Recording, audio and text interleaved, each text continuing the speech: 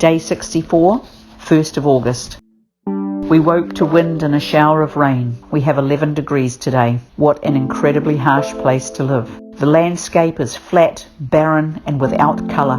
We are wearing many layers of clothing today in this Cook's Harbour summer. None of that prevented us from walking to the lighthouse and taking in some of the coastal area.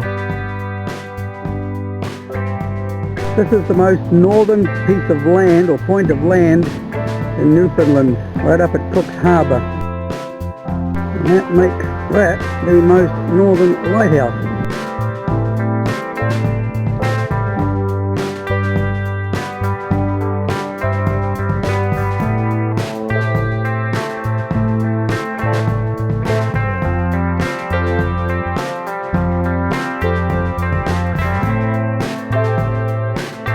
We discovered a small cemetery exclusively for the Campbell family dating back to early 1900s, so quite new for this area.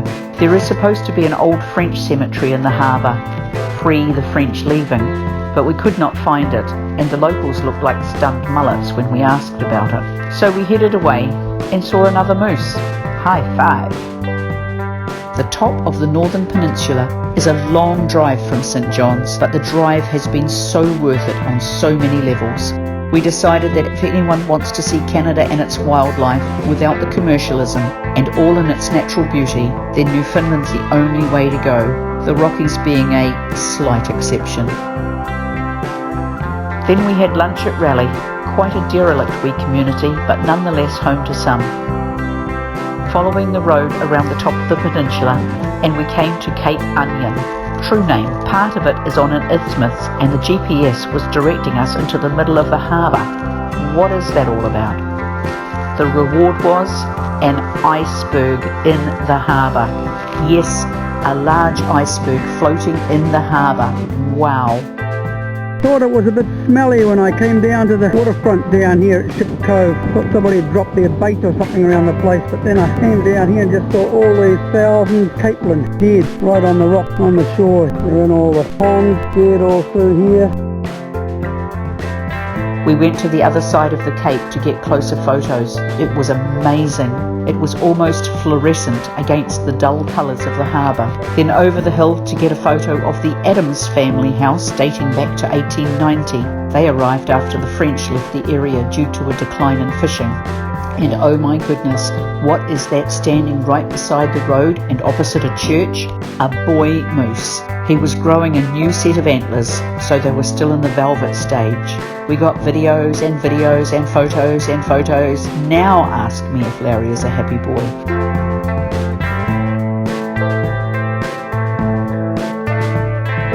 After dragging Larry away from there, we go to St Lenaire Griquet Harbour. Don't diss me on my pronunciation for that one. Then we had afternoon tea. We stopped with the best views to enjoy from our Cafe RV. Our next stop is Lanceau Meadows, just before the information centre closes, so we can get a lay of the land for tomorrow.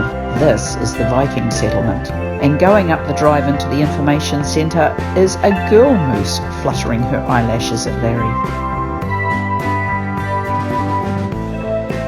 We see so many derelict boats here on the Newfoundland coast, and derelict buildings, derelict wharves, and across the other side of the bay is more derelict boats and derelict wharves. I don't know if you can see the channel markers there in the entrance to the harbour. When you do, see if you can spot the difference between these ones and ours.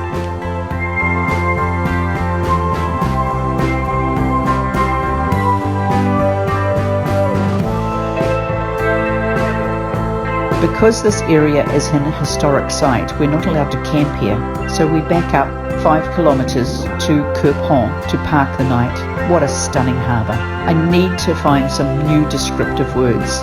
Maybe c'est magnifique. They claim Quirpon to be the northernmost settlement in Newfoundland, and it certainly feels like it with the temperature.